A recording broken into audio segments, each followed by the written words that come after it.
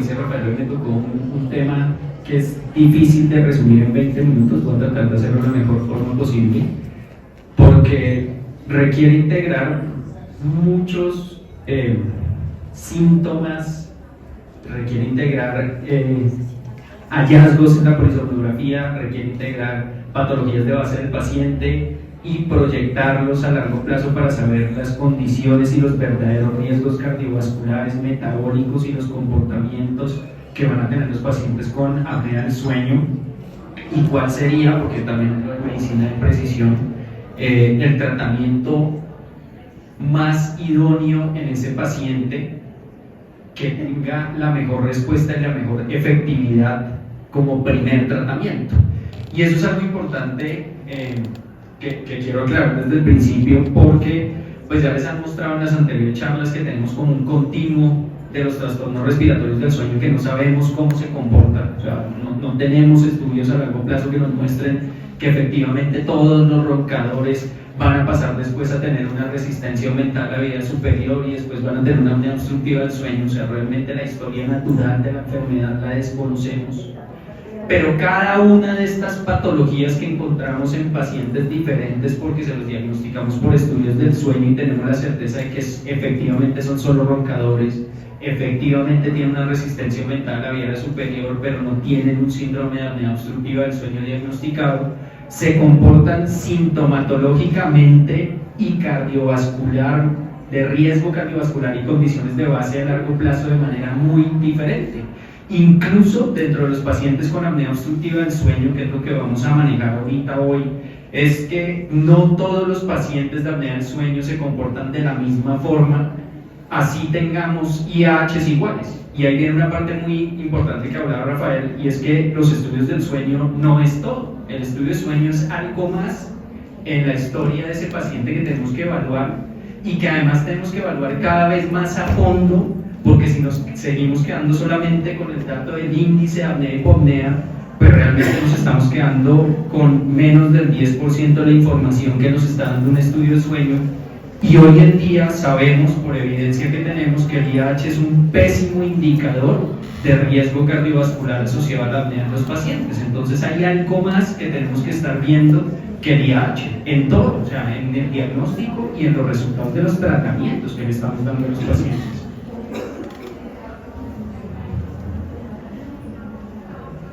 Y quiero recalcar esto porque digamos que todavía seguimos en un círculo que estamos tratando de romper,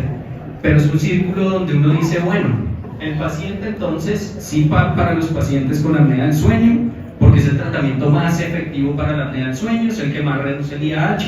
entonces CPAP es la primera opción. Y si definitivamente el CPAP no es la opción adecuada porque el paciente no se pudo adherir al tratamiento, porque el paciente no lo desea, entonces ahí sí pensamos en tratamientos diferentes o alternos como dispositivos de avance mandibular, cirugías, dispositivos de terapia miofuncional, terapia cognitivo-conductual como mostraba Andrés antes, y una serie de terapias y de tratamientos que cada vez tenemos más arsenal para tratar la apnea del sueño. Pero si nosotros vamos a la fisiopatología, la base de la apnea del sueño, desde la misma fisiopatología no todos los pacientes se comportan de la misma manera. Sabemos que hay una cronología en las apneas y que para eso necesitamos obviamente el sueño, donde se genera la apnea o la pausa respiratoria que genera unos cambios, unas consecuencias, y eso tiene unas manifestaciones clínicas. Pero desde la misma fisiopatología no es lo mismo tener un paciente que genere desaturación, ¿cierto?, a un paciente que la mayoría de los eventos que yo tengo en esa polisomnografía están asociados a microarrendamientos sin desaturación. No son lo mismo, ¿sí? El comportamiento, las consecuencias y los riesgos cardiovasculares, metabólicos, neurocognitivos a largo plazo no son los mismos en los pacientes. Estos pacientes probablemente con una hipoxemia mucho más cargada, mucho más marcada, mucho más profunda, que lo medimos hoy en día con otros marcadores diferentes al IAH, como el índice de saturación, la saturación promedio y algo que se llama el índice de carga hipóxica últimamente, que lo tienen la mayoría de los estudios y que ha demostrado ser mucho más efectivo prediciendo los riesgos cardiovasculares y metabólicos en los pacientes con apnea del sueño que el IAH, pues van a tener un riesgo más aumentado de tener esas condiciones cardiovasculares que tanto se hablan como arritmias cardíacas, hipertensión arterial, infartos del corazón, infartos cerebrales, todo esto. Y probablemente los pacientes que tienen más unos microdespertares durante la noche, pues van a tener un riesgo mayor de tener deterioro neurocognitivo, más somnolencia diurna, problemas de memoria y concentración, y es ahí donde nosotros tenemos que intervenir y ver cómo vamos a tratar a ese paciente. Porque además probablemente los pacientes que tienen microalertamientos en la noche no van a tener la misma adherencia, créanme, que un paciente que tiene saturación a una terapia de presión positiva. Va a ser mucho más difícil adaptarlo si es que creemos que tenemos que adaptarlo a una terapia de presión positiva, y los dos pacientes tienen un IH de 40. Y también ahí es cuando uno sale de la pregunta y dice, bueno, ¿por qué esto más esto, que son unas amígdalas inmensas obstruyendo la vía aérea, no siempre generan esto? O sea, no todos los pacientes obesos, no todos los pacientes con hipertrofia del tejido linfoide, sea amígdalas, adenoides, en la edad pediátrica o en la adulta, tienen apnea del sueño, ni todos roncan. ¿Por qué? Porque claramente hay condiciones de base más allá de las anatómicas que explican por qué esos pacientes no tienen apnea, o por qué un paciente delgado que no tiene ninguna de estas condiciones termina desarrollando una apnea, y que son además de los que más estamos viendo hoy en día en las clínicas de sueño. O sea, hoy nos llegan muchos pacientes jóvenes, delgados, sin hipertrofia de amígdalas y adenoides, que tienen unas apneas tremendas, ¿sí? Entonces, ¿por qué? Y fue ahí donde empezó a verse la heterogeneidad de la enfermedad, tanto en las condiciones anatómicas como en las condiciones de polisomnografía, como en las condiciones propias de manifestaciones clínicas. No todos los pacientes con apnea del sueño tienen somnolencia diurna excesiva. No todos tienen manifestaciones de problemas de memoria y concentración o cambios del estado de ánimo. Cada una de esas cosas compone un fenotipo o una característica visible de esos pacientes con apnea del sueño. Pero más allá de los fenotipos que nosotros ya conocíamos hace unos años, y que sabemos que los pacientes obesos tienen más riesgo de tener apnea del sueño, que los pacientes obesos tienen más riesgo de tener apnea persistente después de tratamientos diferentes a la terapia de presión positiva, que tienen más somnolencia diurna en algunas ocasiones si es que está asociado a una hipoxemia severa o muchos microarrendamientos, pues se planteó hace ya poco, realmente en el 2018 creo que fue Ecker que publicó el artículo, algo que se llaman endotipos, que ya son características fisiopatológicas de la enfermedad, que hace que dentro de cada uno de esos pacientes con características de fenotipos iguales se comporten diferente. Y entonces ahí es cuando viene uno a pensar que hay factores predisponentes diferentes para cada paciente, que hay mecanismos patofisiológicos diferentes para cada uno de los pacientes, y que además esos mecanismos patofisiológicos pueden variar con cambios dentro del mismo paciente. O sea, no es lo mismo hacer el estudio de sueño cuando tenía la obesidad mórbida, y eso lo vemos mucho también, a después de tener una cirugía bariátrica donde el paciente mejoró el peso considerablemente, pero sabemos que la cirugía bariátrica tiene una tasa de éxito para cura de apnea del 45 al 50%. O sea, ¿qué pasa con el otro 50% que no se cura? ¿Por qué no se curó si el problema era el sobrepeso? Claro, porque tenía otros mecanismos que no son anatómicos, patofisiológicos, que están haciendo que persista la apnea en ese paciente. Hay presentaciones clínicas diferentes, y claramente hoy en día sabemos que hay consecuencias médicas de los eventos respiratorios, dependiendo de cómo se comporten, diferentes a largo plazo. Y las respuestas a los tratamientos son también muy diferentes en cada uno de los pacientes. Por eso hoy en día tenemos muchos tratamientos para la apnea del sueño, porque hay que ver cuál es el más efectivo en cada uno de los pacientes. En el 2018, como les decía, el doctor Ecker, que es un australiano que investiga mucho esta parte, es más, empezó a investigarlo, en su laboratorio hizo esta publicación donde él decía, mire, todos los pacientes con apnea del sueño tienen una condición anatómica de una vía aérea estrecha si usted lo quiere buscar. Esa condición es supremamente variable, o sea, en algunos será más evidente que en otros, en algunos se verá muy poco la estrechez, pero independientemente de eso, esos pacientes también tienen 3 condiciones adicionales que hacen que generen o terminan teniendo las apneas que terminan teniendo, y eso también implica lo que uno ve en el paciente en la polisomnografía y en las características clínicas. Uno de esos es una respuesta pobre de los músculos dilatadores de la vía aérea superior, que puede ser una respuesta pobre porque son músculos débiles o puede ser porque tiene una fatigabilidad muy alta y entonces muy prontamente se fatiga y cierra, o porque tiene una respuesta exagerada ventilatoria a respuestas muy pequeñas que no debería ser tan exagerada, o porque tienen un umbral de despertar bajo, como nos decía Andrés, en esos pacientes que él mostraba en los artículos, donde tienen insomnio comórbido con apnea, y claramente esos pacientes tienen un umbral bajo de despertar que hace que sea mucho más fácil que generen apneas obstructivas y centrales en los estudios, y por eso cuando les trataron el insomnio, el índice de apnea bajó, no todo, porque tienen otras condiciones adicionales, pero sí bajó lo que estaba asociado a ese umbral bajo de despertar.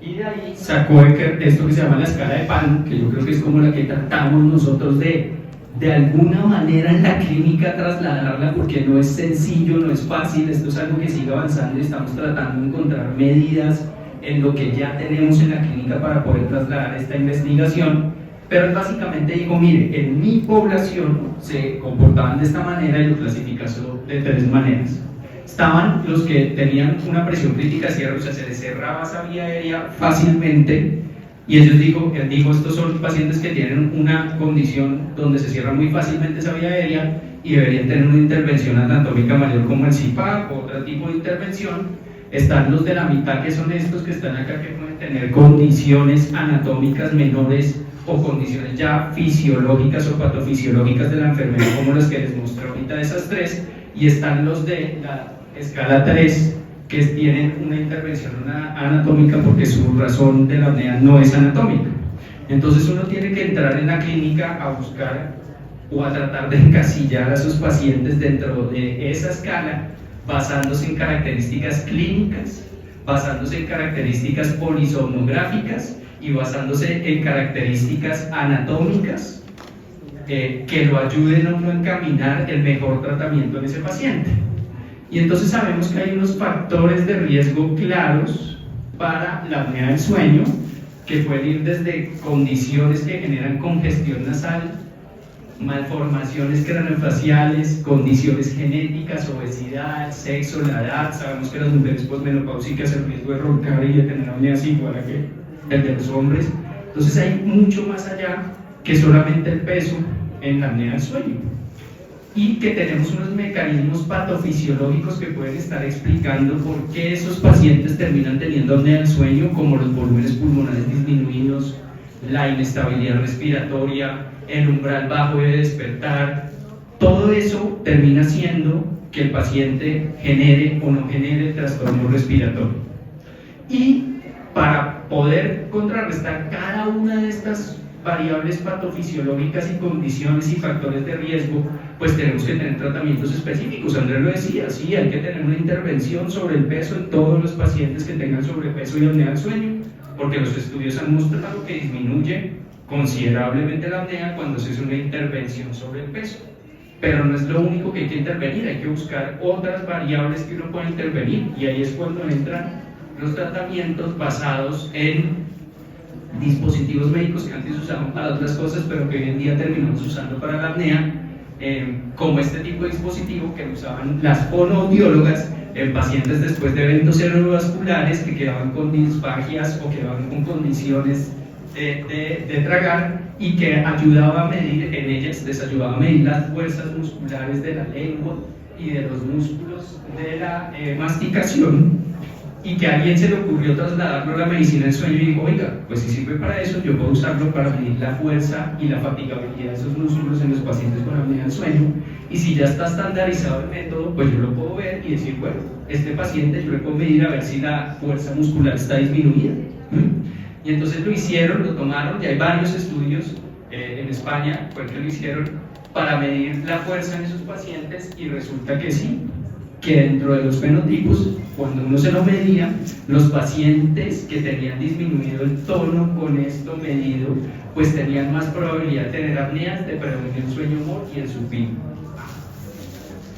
Y entonces después dijeron, bueno, y si el problema es el tono y no hay condiciones anatómicas de por medio que expliquen por qué tiene la apnea del sueño, Entonces hagamos un protocolo donde vamos a crear una aplicación y vamos a hacer una terapia miofuncional estándar para sus pacientes, donde les podemos hacer seguimiento continuo y vemos cómo les fue. Y efectivamente lo hicieron. Hoy en día esa aplicación se llama Airway Gym y también tiene publicaciones,